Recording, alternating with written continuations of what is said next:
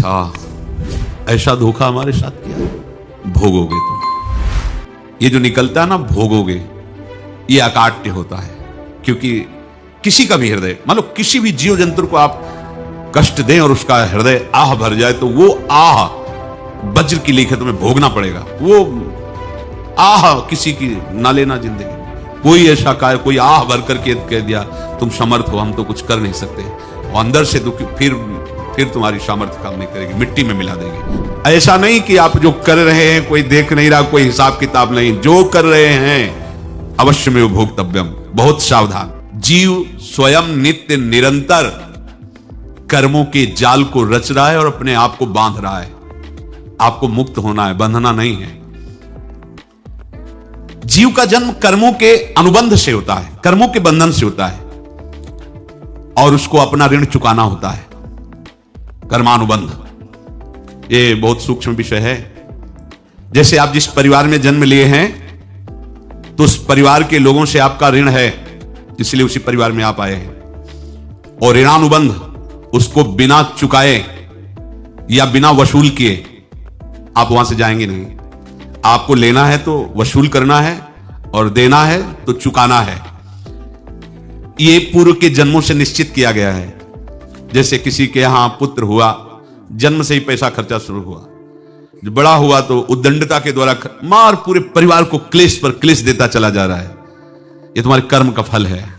या ऐसे शक्तिहीन बुद्धिहीन ऐसे पागल पूरे जीवन सेवा करो, तुमसे अपना हिसाब चुकाने के लिए वो आया है। अब परिवार के जो सदस्य जुड़े आके, और पत्नी आते ही पूरी हृदय में आनंद, परिवार में आनंद, और जीवन भर वो आनंद ही सुख देने के लिए उसका जन्म हुआ। वो अपना ऋणानुबंध मुक्त, और आते ही भयंकर क्लेश खड़ा कर दिया, बीच में दीवार और झगड़ा वैसा, फिर अतरे दिन मारपीट शुरू, कलह अशांति, पूरा जीवन नरक हिसाब करने आए। यहां ऋण चुकाए बिना कोई जा नहीं सकता, ऋण चुकाना पड़ेगा।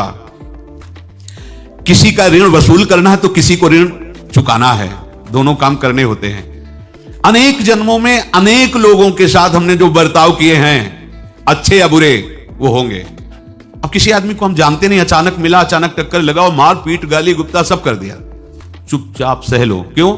ये आपका हिसाब है, पूर्व का हिसाब। हमारा उससे कोई द्वेष नहीं, कोई संकल्प नहीं। अचानक घटना घटी और हमसे द्वेष करने लगा, हमें पीटने लगा, हमें गालियां दे, ये हिसाब है, चुपचाप सह जाओ।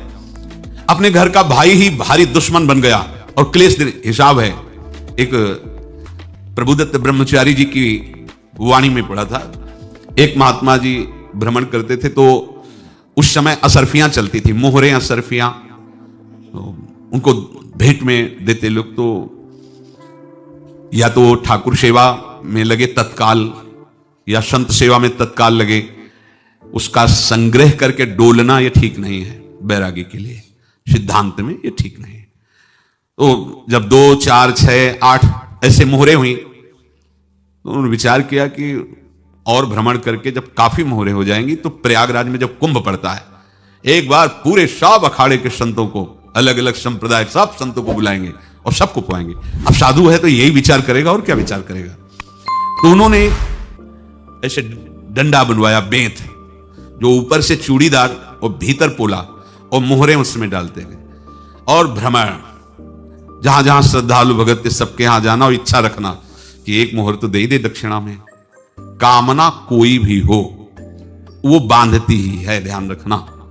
इसीलिए प्रभु जो चाहे वो करे, अपनी चाह नहीं रखनी चाहिए, अपनी चाह प्रभु की चाह में मिला देनी चाहिए। धीरे धीरे वो छड़ी भर गई। भ्रमण करने वाले महात्मा चूड़ी लगाई, इंतजार करते रहे। जब प्रयाग का कुंभ पड़ा तो चले। तो रास्ते में एक गांव में पूछा जाता है, जैसे कहीं रुको कि कोई श्रद्धालु ऐसा है जो संत सेवी है। तो कुछ लोगों ने बताया, हाँ एक परिवार है बहुत संत सेवी है, और आपको मिलाते हैं उनसे। हाँ, ये महाराज घर में रुका, खूब अच्छा हलवा पूड़ी पवाया, और जो घर के मालिक थे चरण दबाए। चरण दबाते दबाते उनकी दृष्टि पड़ी उस डंडे पे, इतना मोटा और ऊपर से कुछ चूड़ी सी भी नजर आ रही, इस डंडे में तो कोई रहस्य है ही है। अब महात्मा जी को खवा पिला के सुला दिया। महात्मा जी जब सो गए तो पत्नी से धीरे से कहा, वो डंडा लाओ बाबा जी का, डंडा, वो चूड़ीदार जो ही खोला पलटाया तो सैकड़ों मोहरे। ऐसे संत रोज पधारे भगवान, तुम आनंद हो जाए फिर क्या। पत्नी से कहा नाप के कंकड़ लाओ। वो तो महात्मा जी तो खाए खीर पूड़ी, आराम से सो रहे। रात में पूरी प्लानिंग करके उसमें कंकड़ भर के चूड़ी लगाकर सिराने रख दिया, सारी मोहरें हटा ली। महात्मा जी आराम से छड़ी उठाए तो वजन पक्का। वैसे बड़े लोग चतुर होते हैं, पर ये नहीं जानते कि कर्म कितना भयानक होता है।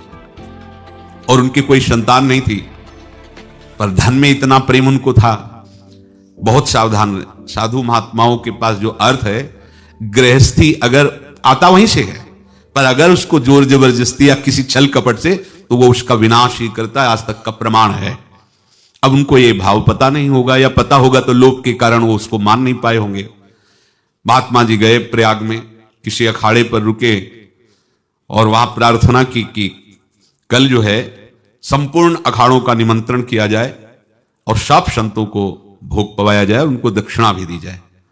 महंत ने सोचा कि बहुत बड़ा है तो उत्सव है, क्योंकि प्रयाग में कितने हजारों संत महात्मा सब। उनका महाराज बोरों इसमें चीनी और टीनों घी लगेगा, सब व्यवस्था। बोले आप मंगाइए, एक एक हिसाब हम करेंगे, हमारे पास सब व्यवस्था है। बोले कुछ तो पहले दे दो, वो इकट्ठे देंगे हम। उनको था कि अगर हम छड़ी खुला और दो चार मोहरे दी, किसी को पता लग गया तो गड़बड़ हो सकती। बोले हम भंडारे के समय आखिरी में सब कुछ आपको दे देंगे। ठीक है। वो अपने पास से पैसे लगाकर खूब जितना सामग्री सब लाए, लाखों की, और सब संतों को निमंत्रण कर दिया। संत जन निमंत्रित हो गए, भंडारा बन रहा है। तब वहां के महंत है, उनका देखो भंडारा भी बन रहा है, संतों को निमंत्रण। अब आप अर्थ की व्यवस्था कीजिए, क्योंकि इतनी बड़ी हमारी सामर्थ्य नहीं थी जितना हमने किसी तरह हमने व्यवस्था की। अब मुझे अर्थ चाहिए, तभी आगे की व्यवस्था बढ़ेगी। संतों को दक्षिणा देंगे और जिनसे अर्थ लिया उनको दे। देखो रसोई बन गई है सब।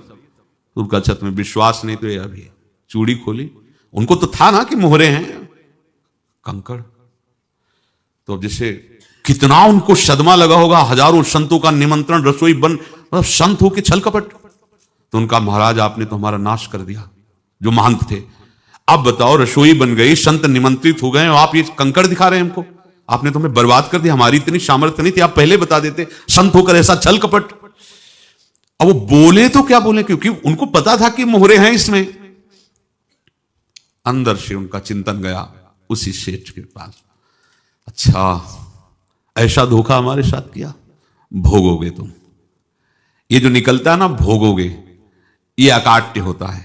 क्योंकि किसी का भी हृदय, मान लो किसी भी जीव जंतु को आप कष्ट दें और उसका हृदय आह भर जाए, तो वो आह वज्र की लेखत में भोगना पड़ेगा। वो देखो भीष्म जी को भोगना पड़ रहा है ना। सांप को ऐसे धनुष की नोक से उठाया और बबूल के कांटों के ऊपर फेंक दिया, कई दिन तक सेदा हुआ, वो आह भर करके मरा। तो आपको 6 महीने बाणों की सैया पर आह किसी की ना लेना जिंदगी में। कोई ऐसा कहा, कोई आह भर करके कह दिया तुम समर्थ हो, हम तो कुछ कर नहीं सकते, और अंदर से दुखी, फिर तुम्हारी सामर्थ्य काम नहीं करेगी, मिट्टी में मिला देगी। फिर ये तो संत थे, और भगवत आराधना के लिए, संत आराधना के लिए ही ऐसा किए हुए थे। अब इनका कैसे मुंह दिखाएं, अब क्या करें। सुबह संत जन आएंगे, सबके बीच में हमारी कि देखो इन्होंने, अब क्या करें। गए और संगम में जाके छलांग लगाई, अपने प्राण त्याग दिए। अब उनके तो पास मोहरे थी और व्यापार बढ़ा, और 9-10 महीने बाद ही लड़का हुआ। अब तो उनको कि संत फलीभूत हो गया। देखो व्यापार चल रहा, लड़का नहीं होता था, लड़का भी हो गया। बड़ा आनंद छा रहा है। जब से वो प्रकट हुए और धन की वृद्धि शुरू हो गई। पढ़ाई लिखाई में उनके खर्चा हुआ सब, बस बीमारी शुरू हो गई उनके शरीर में। अब उसमें पैसा जाना शुरू हुआ। इतने आसक्त वो दोनों हो गए कि कुछ भी हो, व्यापार ठप, संपत्ति बेचना शुरू। तो उन्होंने कहा कि बेटा मैं क्या कर सकता हूं तुम्हारे लिए। बोले हमारी अंतिम इच्छा है, प्रयाग चलो और जितने प्रयाग में संत महात्मा सबको एक बार भंडारा करवाओ। हमारी इच्छा अंतिम है, क्योंकि अंतिम यही इच्छा थी। बोले अब ज्यादा संपत्ति तो नहीं रह गई। तो बोले घर बेच दो, मेरे लिए ही तो है, बेच दो। मुझे लगता मैं बचूंगा नहीं, पर मेरी अंतिम इच्छा पूर्ण कर दो। घर बेच दिया, जेवर बेच दी। वहां गए, जब संत सेवा की तो बोले मुझे संगम तक ले चलो। संगम तक ले गए और बोले समझे तुम चुराए थे और हमने उसको छीना है, कुछ नहीं रह गया। तेरे पास कुछ, अब केवल ममता और आसक्ति में जलकर मर और नरक प्राप्त कर। मैं वही महात्मा हूं जिसकी तूने मोहरे ली थी, शरीर छोड़ दिया। महात्मा को जन्म लेना पड़ा और इनको दुर्गति भोगनी पड़ी।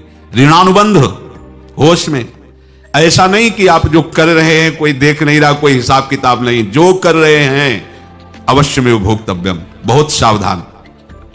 अनेक जन्मों में अनेक लोगों से जो कुछ लिया दिया है, इस लेने देने को मिटा देने के बाद ही तुम मुक्त हो गए। इसलिए एक उपाय है, लेना न देना, मगन रहना। क्या? मालिक को समर्पित हो जाओ, मालिक को अपना माना हुआ समर्पित कर दो, खत्म। अहम त्वाम स्वरूपापेभ्यो मोक्षयिष्यामि, सब खत्म, आगे पीछे लेना देना सब खत्म।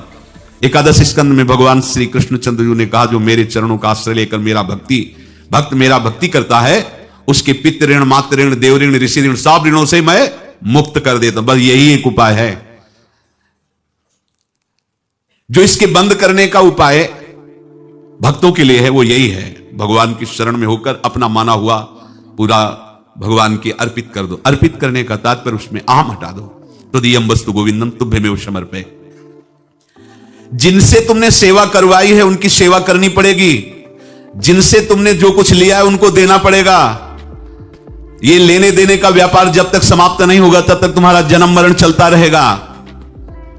अब आपको यहां समझना है, यदि आपसे किसी ने पैसे लिए बेईमानी करके नहीं दे रहा है तो आप उसको गाली मत दीजिए, आपने बेईमानी की थी इसलिए आपकी बेईमानी हुई है, ले गया, कोई बात नहीं है, बंधन से मुक्त हुए, जो बोझा था चला गया। उसको ऐसा ना देखे कि ये बेईमान हमारे रुपए मार लिए, अब जो कुछ होगा देखेंगे।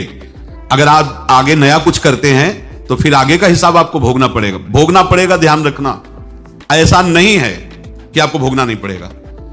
एक ही उपाय है कि अब जो शरीर धारण किए इसी में जो भोग ले, आगे ना होना चाहिए। तो क्या करे? सर्वतो भावेन भगवान की शरण ले ले। ये तो सर्वाणि कर्माणि मयि सन्न्यस्य मत्पराः अनन्येनैव योगेन माम ध्यायन्तु उपासते तेषामहं समुद्धर्ता मृत्यु संसार से। ये बड़ा कठिन है पार होना, कोई छोटी मोटी बात है। एक महात्मा बाल्यावस्था से भजन करते थे, शालिग्राम भगवान पास रखते थे और उन्हीं की आराधना करके बस पाठ, नाम, जप और भ्रमण करते थे। यौवन अवस्था थी, गंगा जी के किनारे अपने ठाकुर को विराजमान करके स्नान करने के लिए कपड़ा ही उतार रहे थे कि 90 लोग आ गए, भाला तलवार सब लेकर, मारो मारो इसको मारो, घेर लिया। तो उन्होंने हाथ जोड़कर कहा, हमने क्या अपराध किया? कोई सुन ही नहीं रहा। तो उन्होंने कहा, मार तो डालोगे ही आप 90 लोग, हम कोई अस्त्र शस्त्र तो लिए नहीं, एक बार हमें गंगा में डुबकी लगा देने दो और अपने ठाकुर को स्नान करा देने दो, फिर इसके बाद आप मार देना। भगवत इच्छा से वो लोग रुक गए, स्नान किया और अंदर से प्रार्थना की, प्रभु ये क्या लीला है आपके सिवा मेरा कोई है नहीं और ये मुझे मारना चाहते हैं। तो भगवान ने, जानते हो क्या कहा उनके अंतर में? तुम मेरे में ध्यानस्थ हो करके शरीर को छोड़ो, ये लोग मारेंगे। ये मेरे भजन का फल है कि तुम्हें 90 जन्म नहीं लेना पड़ेगा। एक ही जन्म में 90 मिलके, तुमने 90 हिंसा की थी पूर्व में, तो तुम्हें 90 बार जन्म लेना होता और एक एक करके ही मारते। ये मेरे भजन का प्रताप है कि एक बार में ही 90 का हिसाब हो जाएगा। तुम आंख मूंदो, मेरे ध्यान में मगन रहो, मेरे प्रताप से तुम्हें कोई चोट नहीं होगी और स्वाभाविक मूर्छावस्था में प्राण तुम्हारे छूट जाए। ऐसा ही हुआ, ऐसा हुआ। तो ये बात समझ लो कि ये जो कर्मानुबंध है, ऋणानुबंध है। अब देखो, अगर शाप महात्माओं ने दिया कि तुम्हारे वंश का इससे विनाश होगा, तो भगवान भी परम धाम जा रहे तो उसी कील से, बाण की नोक में जो मछली लील गई थी, छोटा कण, उसी से की नोक बनाई और उसी नोक को प्रहार किया। भगवान के श्री चरण में वही बाण की नोक लगी और भगवान स्वीकार किया ना। भगवान का बड़ा लीला विचित्र है। अगर छुप करके उधर रामावतार में बात, तो इधर ऐसे स्वीकार किया है भगवान ने। ऐसा कहीं नहीं दिखाया कि मैं भगवान हूं तो मैं अपने लिए, ऐसा नहीं दिखाया। नारद जी का हित किया पर नारद जी ने श्राप दिया तो भगवान ने स्वीकार किया। बंदरों ने ही सहायता की, जैसा बोले थे वैसा। ये लीला इस शरीर में भोगनी पड़ेगी। हां, ज्यादा को कम में भुगता देंगे, पर अब अगला शरीर ना मिले इसके लिए सर्वतो भावेन भगवान के आश्रित हो जाए। जैसे आपने दुकान फैला रखी है तो उसमें दो काम होते हैं, लेना और देना। किसी को उधार दिया है तो हमें उसे लेना है, और कोई नगद देकर सामान ले रहा है तो उसे सामान देना है, या उधार लिया है तो हमें उधार देना है। अब अगर दुकान बंद करनी है तो तुम्हें देने वालों पर जोर देना है, लेने वालों पर जोर नहीं। लेने वाला तो जाओ, हम क्षमा किया, समर्पित किया, हमारा कोई संबंध नहीं, खत्म हो जाए, वो खुशी हो जाएगा। लेकिन देने वाला, तुम अगर दुकान भी उठा दोगे तो जहां भी रहोगे तुम्हारे पास वो आएगा, लाइए हमारा। तो देने पर नजर रखिए, जिसका जिसका हिसाब है वो आपके सामने आता जाए, हटाते जाओ। लेने पर नजर मत रखिए और दुकान फौरन उठा दीजिए, नहीं, अगर लेते देते रहे तो चलता रहेगा। आगे चलकर कुछ लेना न देना, मगन रहना बस अपने प्रभु के चिंतन में। अब हम कैसे जाने कि किसको क्या देना है, हमें क्या पता? तो हम पूरा हिसाब जिनको पता है उनको दे देते हैं, समझ रहे हो? उनको पता है क्या लेना है क्या देना है, तो इनके पास पहुंच गया, सरकारी हिसाब से सब बराबर कर देंगे। हमको अपनी जिम्मेवारी इनके चरणों में समर्पित कर देना है, तभी हम जीवन मुक्त होंगे। ये रहस्य की बात है। प्रभु कह रहे हैं, यस्य सर्वे समारंभा काम संकल्प वर्जिता ज्ञानाग्नि दग्ध कर्माणं तमाहु पंडितम बुधा।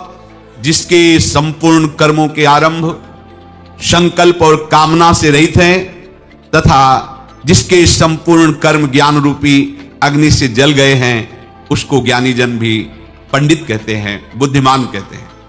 पूज्य श्री भाई जी महाराज कह रहे हैं, जैसे वहां ज्ञानाग्नि से दग्न कह रहे हैं, तो अपने वृंदावन वासियों का प्रेमाग्नि से सब कर्म संस्कार दग्न होते हैं।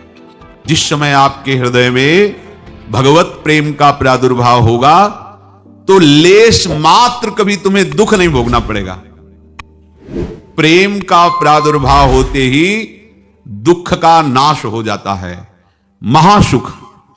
जब प्रेम का प्रादुर्भाव होगा तो समस्त पाप भस्म हो जाते हैं, अशांति नष्ट हो जाती है, संसार ज्वाला स्पर्श भी नहीं कर सकती है।